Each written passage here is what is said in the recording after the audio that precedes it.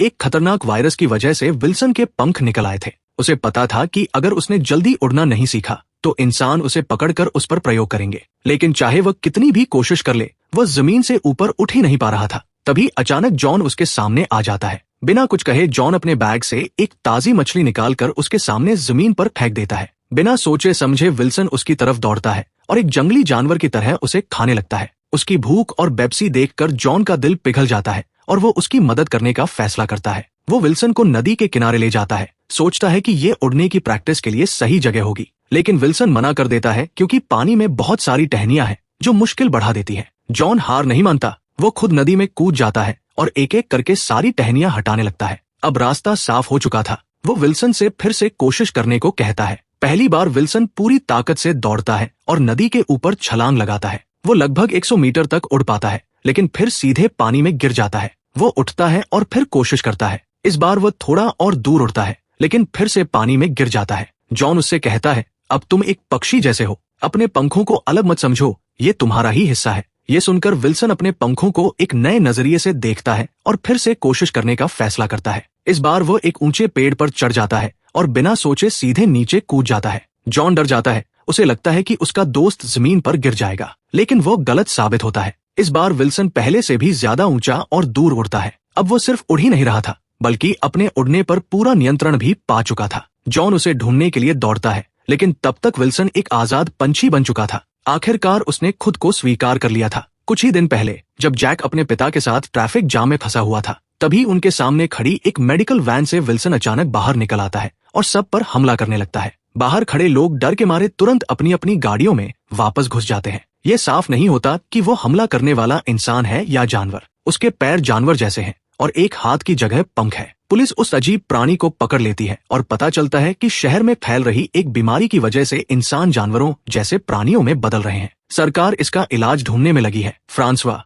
जो कार में दिखा था, उसकी पत्नी भी इस बीमारी की शिकार है और अस्पताल में भर्ती है। फ्रांसवा खुद उसकी देखभाल करना चाहता है, लेकिन डॉक्टर कहते हैं कि उसकी हालत बहुत खराब है और उसे अस्पताल में ही रहना होगा। जब वो उससे मिलने जाता है तो उसका चेहरा पूरी तरह जानवर जैसा दिखने लगता है। जब फ्रांसवा जैक से अपनी माँ से मिलने को कहता है तो जैक मना कर देता है और कहता है, अब मिलने का क्या फायदा, उसे मेरी बात समझ ही नहीं आती। फ्रांसवा कहता है कि फिर भी उसे देखकर खुशी होगी और उसे जाने के लिए कहता है। जिस होटल में फ्रांसवा काम करता है, वहाँ लोग बताते हैं कि पास में एक नया अस्पताल बनाया गया है, जिसे बहुत मजबूत कंक्रीट से तैयार किया गया है ताकि इन जानवर जैसे इंसानों को सुरक्षित रखा जा सके। उसी रात सभी संक्रमित लोगों को उस नई जगह ले जाया जा रहा होता है, लेकिन ट्रांसफर के दौरान अफरातफरी मच जाती है और बस पानी में गिरकर दुर्घटनाग्रस्त हो जाती है। कई लोग मर जाते हैं और कई लापता हो जाते हैं। उसी रात जैक को अपने घर की खिड़की पर एक अजीब आकृति दिखाई देती है, लेकिन जब वह दोबारा देखता है तो वहाँ कोई नहीं होता। वह इसे अपना वहम समझ लेता है।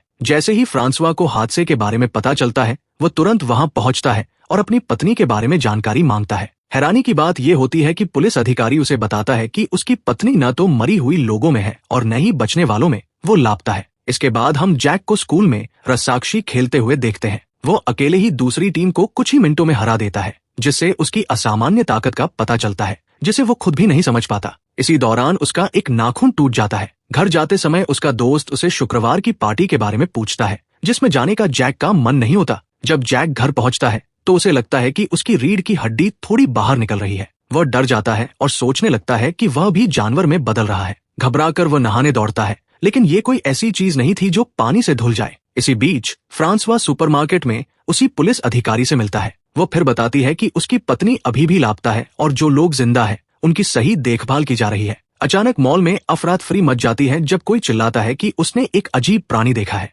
लोग डर के मारे दूर हट जाते हैं, लेकिन फ्रांसवा आगे बढ़ता है, उम्मीद करता है कि शायद वो उसकी पत्नी हो। लेकिन वहाँ एक आदमी मिलता है जो ऑक्टोपस जैसा दिखता है। पुलिस अधिकारी को देखते ही वो भागने की कोशिश करता है और उस पर चीजें फेंकता है, लेकिन वो उसे काबू में कर लेती है। फ्रांसवा वहाँ एक छोटी लड़की को भी देखता है जो पक्षी में बदल चुकी होती है। मॉल के बाहर पुलिस अधिकारी फ्रांसवा से पूछती है कि उसने इतना सामान क्यों खरीदा। वह झूठ बोलता है कि वह कैंपिंग पर जा रहा है। असल में वह अपनी पत्नी को ढूंढने जंगल जाने वाला होता है। वो अपने और जैक के कपड़े जंगल में टांग देता है ताकि उसकी पत्नी, जिसकी सूंघने की शक्ति बहुत तेज हो चुकी है, उन्हें ढूंढ सके। सरकार ने सख्त मना किया है कि कोई भी संक्रमित व्यक्ति को घर पर न रखे, लेकिन फ्रांसवा अपनी पत्नी की खुद देखभाल करना चाहता है, इसलिए वो ये सब तैयारी करता है। घर आकर वो जैक को बताता है कि मॉल में 2 ऐसे प्राणी देखे गए और कई लोग अभी भी लापता है। उसे लगता है कि जैक की माँ भी उनमें से एक है। वह जैक को भरोसा दिलाता है कि वे शुक्रवार को जंगल में जाकर उसे ढूंढेंगे। लेकिन उसी दिन जैक को एक लड़की ने पार्टी में बुलाया होता है। फ्रांसवा उसे जाने की अनुमति देता है,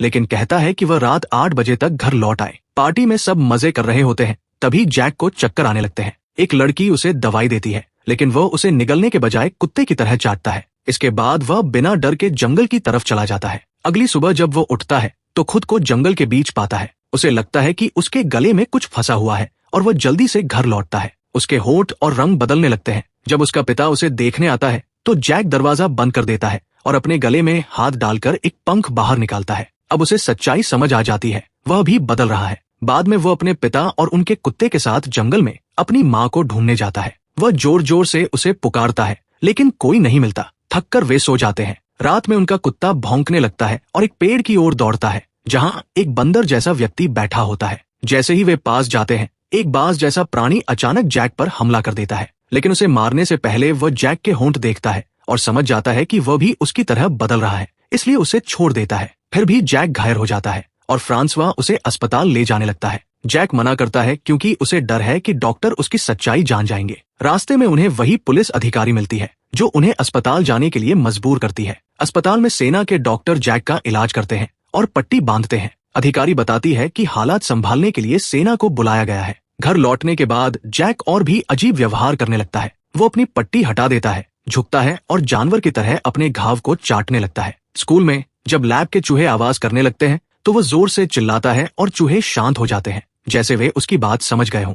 बाद में जैक नदी के पास जाता है और कच्ची मछली खाता है। एक औरत उसे देख लेती है, लेकिन वह तुरंत भाग जाता है। वहीं उसे फिर वही बाज जैसा आदमी मिलता है जो उड़ने की कोशिश कर रहा होता है, लेकिन बार बार गिरकर घायल हो रहा होता है। जैक उसे एक कच्ची मछली देता है और उससे बात करता है। वो आदमी बताता है कि वह पक्षी में बदल रहा है और उड़ना चाहता है, लेकिन बार बार गिर जाता है। जैक उसे एक सुरक्षित जगह के बारे में बताता है और उसे वहां ले जाता है। वो तालाब के पास की सारी टहनियां साफ करता है और कहता है कि वो यहाँ आराम से उड़ने की कोशिश कर सकता है और अगर गिरा भी तो पानी में गिरेगा और उसे चोट नहीं लगेगी। इसी दौरान फ्रांसवा के रेस्टोरेंट में अचानक एक जानवर जैसा आदमी हमला कर देता है और सीधे फ्रांसवा पर झपटता है। इस अफरातफरी में फ्रांसवा देखता है कि वहाँ एक और ऐसा ही प्राणी था जो इस बड़े और खतरनाक जीव को देखकर वहां से भाग जाता है। फ्रांसवा सोचने लगता है कि शायद वह भागने वाला प्राणी उसकी पत्नी ही हो सकती थी। वो अभी इसी बात को समझने की कोशिश कर ही रहा होता है कि जिस जानवर जैसे आदमी ने उस पर हमला किया था वो जोर जोर से चिल्लाने लगता है। इससे पहले कि रेस्टोरेंट में बैठे सभी ग्राहक डर जाएं, होटल का मालिक बड़ी शांति से उस प्राणी को चुप रहने के लिए कहता है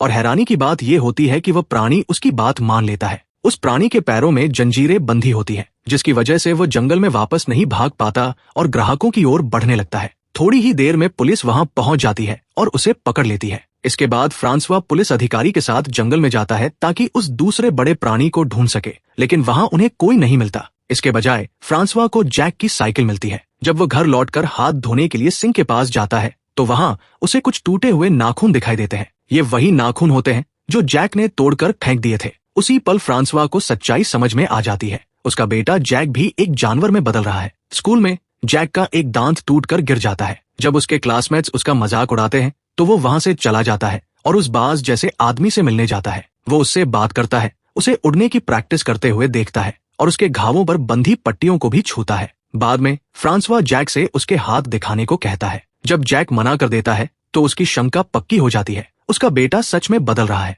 जैक भागने की कोशिश करता है, लेकिन फ्रांसवा उसे पकड़ लेता है। जैक विनती करता है, प्लीज डैड, मुझे जाने दो, मुझे मत पकड़ो। लेकिन फ्रांसवा जवाब देता है, नहीं, मुझे पता है तुम्हारे साथ क्या हो रहा है। तुम एक जानवर में बदल रहे हो, लेकिन तुम जो भी बनो, तुम हमेशा मेरे बेटे रहोगे। बस मुझे बताओ कि तुम्हारे अंदर क्या क्या बदलाव हो रहे हैं, ताकि मैं समझ सकूं कि तुम किस तरह के जानवर में बदल रहे हो। जैक बताता है कि अब वह दूर की आवाजें बहुत साफ साफ सुन सकता है और वह अपने अजीब होते जा रहे नाखूनों को लेकर चिंतित है। फ्रांसवा पूछता है कि क्या उसके दोस्तों को इसके बारे में पता है, तो जैक कहता है कि किसी को कुछ नहीं पता। फिर जैक एक दिल तोड़ देने वाला सवाल पूछता है, क्या आप मुझे भी मम्मी की तरह जंजीरों में बांध देंगे? फ्रांसवा कुछ पल के लिए चुप हो जाता है और फिर कहता है, अभी नहीं, लेकिन आगे का मुझे नहीं पता। अगले दिन फ्रांसवा के रेस्टोरेंट में एक पार्टी होती है। जब जैक वहां पहुंचता है तो उसके नाखून काफी बड़े हो चुके होते हैं। उसका पिता उसे डांटता है कि उसने उन्हें काटा क्यों नहीं। अपने पिता के इस व्यवहार से आहत होकर जैक अपना नियंत्रण खो देता है और उस पर हमला कर देता है,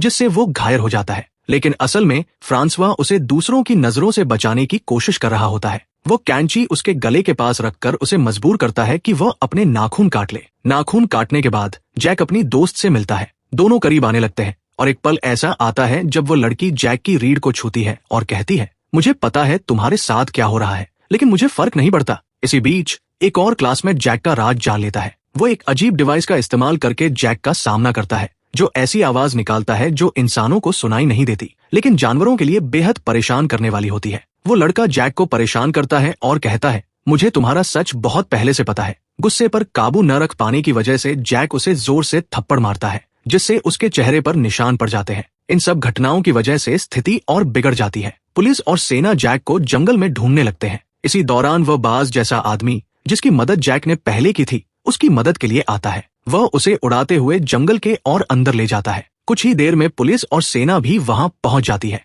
जैक नदी के दूसरी ओर चला जाता है, लेकिन गाड़ियां पानी में नहीं जा सकती, इसलिए सेना फायरिंग शुरू कर देती है। इस हमले में वह बाज जैसा आदमी, जो जैक का दोस्त बन चुका था, मारा जाता है। अब अकेला रह गया जैक जंगल को ही अपना घर मानने लगता है। वो फल खाता है और नदी में नहाता है। जब वह पानी से बाहर आता है तो उसकी पीठ पर अजीब निशान उभर आते हैं, जो दिखाते हैं कि उसका बदलाव तेजी से बढ़ रहा है। जंगल के और अंदर जाते हुए जैक एक ऐसी जगह पहुंचता है जहां उसके जैसे और भी लोग रहते हैं। वो इंसान जो अलग अलग जानवरों में बदल चुके हैं। वहीं उसे अपनी माँ मिलती है। वो उसे उसकी खुशबू से पहचान लेती है। हालांकि अब वो इंसानों की तरह बोल नहीं सकती, लेकिन बार बार एक गुफा की ओर इशारा करती है, जैसे उसे बता रही हो कि वो जगह उसके लिए सुरक्षित है। जैक देखता है कि वहां कोई सांप बन चुका है, कोई बंदर, कोई सुअर और यहाँ तक कि एक बच्चा गिरगिट में बदल चुका है। अपने बदलाव के बावजूद वे सब शांति से साथ रह रहे होते हैं। तभी सेना वहां पहुंच जाती है और धुआं छोड़ देती है, जिससे अफरातफरी मच जाती है। इसके बाद सेना एक खास डिवाइस का इस्तेमाल करती है, जो ऐसी आवाज निकालता है जो जानवरों के लिए बेहद दर्दनाक होती है। यह आवाज जैक को भी बुरी तरह प्रभावित करती है और आखिरकार उसे पकड़ लिया जाता है। हालांकि एक गिरगिट जैसी लड़की पेड़ पर खुद को छिपाकर बच निकलती है। पुलिस जैक को वापस शहर ले आती है। वहां फ्रांसवा उनसे मिलता है और कहता है कि जैक उसका बेटा है, जो बस रात में जंगल में भटक गया था। क्योंकि जैक अभी भी काफी हद तक इंसान जैसा दिखता है, पुलिस को शुरू में शक नहीं होता और उसे एक दस्तावेज पर साइन करने के लिए देती है। लेकिन जब जैक साइन नहीं कर पाता और गुस्से में दहाड़ने लगता है, तो पुलिस को शक हो जाता है कि वो बदल रहा है। वे उसे पकड़ने की कोशिश करते हैं। तभी फ्रांसवा अचानक पुलिस वालों पर हमला कर देता है, खुद उस दस्तावेज पर साइन करता है और जैक को वहां से लेकर भाग जाता है। वो पुलिस अधिकारी, जो पूरी कहानी में फ्रांसवा की मदद कर रही थी, अब समझ जाती है कि कुछ गड़बड़ है। सेना उनका पीछा करने लगती है। डरा हुआ जैक अपने पिता से पूछता है, अगर उन्होंने मुझे पकड़ लिया और हेल्थ सेंटर में बंद कर दिया तो क्या आप मुझसे मिलने आएंगे? फ्रांसवा दृढ़ता से जवाब देता है, वे तुम्हें पकड़ नहीं पाएंगे, मैं तुम्हारे साथ हूँ। फिर जैक उसे बताता है कि उसने जंगल में अपनी माँ को देखा था। ये सुनकर फ्रांसवा को राहत और खुशी मिलती है। वह कार को जंगल में ले जाता है, रोकता है और जैक से कहता है कि वह जंगल में जाकर आजादी से रहे, जहां वो खुश रह सके। बिना एक पल गंवाए जैक जंगल की ओर दौड़ पड़ता है। फ्रांसवा उसे जाते हुए देखता है। उसकी आंखों में आंसू होते हैं, लेकिन ये दुख के नहीं बल्कि सुकून और खुशी के आंसू होते हैं, क्योंकि वह जानता है कि उसने अपने बेटे को सरकार की बेरहमी से बचा लिया है। और इसी के साथ इस फिल्म की कहानी खत्म हो जाती है।